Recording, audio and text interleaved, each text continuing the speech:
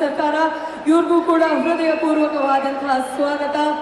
ಶ್ರೀ ಸುನೀಲ್ ಬೋಸ್ ರವರು ಸಂಸದರು ಚಾಮರಾಜನಗರ ಜಿಲ್ಲೆ, ಇವ್ರಿಗೂ ಕೂಡ ಸ್ವಾಗತ ಸುಸ್ವಾಗತ. ಜೊತೆಗೆ ನಮ್ಮ ವಿನಯ ಚಕ್ರವರ್ತಿ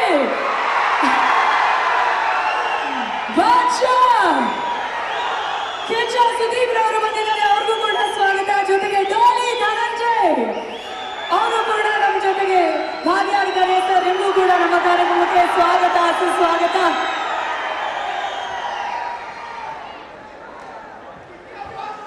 ಸಾಕಷ್ಟು ಜನ ಕಲಾವಿದರು ಬಂದಿದ್ದಾರೆ.